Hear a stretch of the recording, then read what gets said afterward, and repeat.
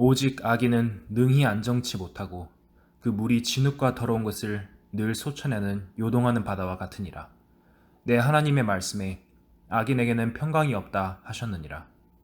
한번 생각해 봅시다. 나는 의인입니까? 악인입니까? 대부분은 살인이나 강도 같은 죄를 짓지 않았기 때문에 자신이 악인까지는 아니라고 생각할 것입니다. 그러나 그것은 자기 생각에 불과합니다.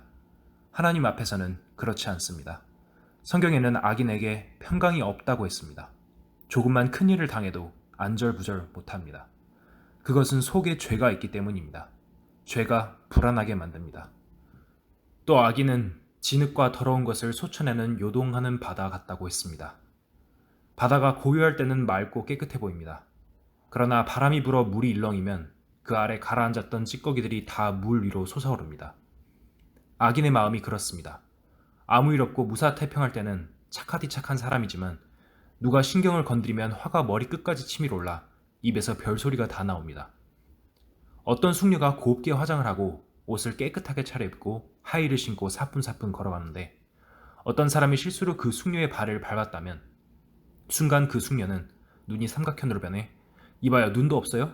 라고 할 것입니다. 그것이 더러운 것입니다.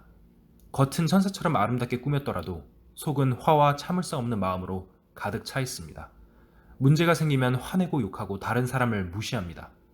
그러한 교만으로 가득 들어차 있는 것이 인간의 마음입니다.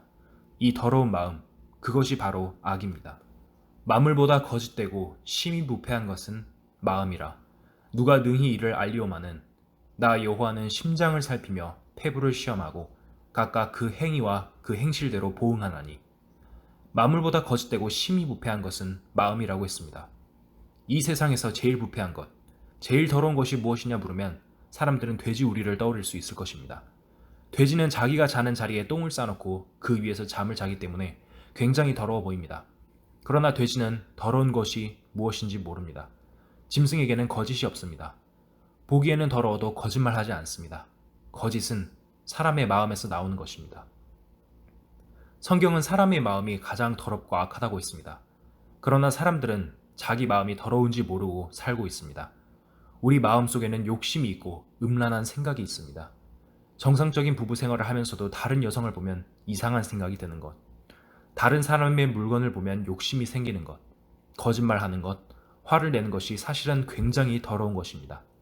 하지만 사람은 자기 마음이 그렇게 더럽다는 것을 전혀 모른 채 살아가고 있습니다. 우리가 알아야 할 것은 비록 나는 내 마음이 더러운지 모르더라도 온전히 깨끗하신 하나님이 보시기에 내 마음은 너무나도 더럽고 악하다는 것입니다.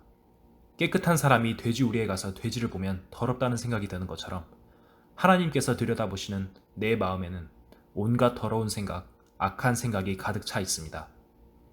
그런데 하나님은 마음속에 더럽고 악한 모든 것을 어느 날 다 심판한다고 하셨습니다. 그렇기 때문에 우리는 깨끗하고 의로운 하나님의 시각에서 나를 보는 방법을 배워야 합니다. 지금까지 나는 죄가 없다고 생각하며 살아왔지만 성경을 읽어보니 그것이 아니구나.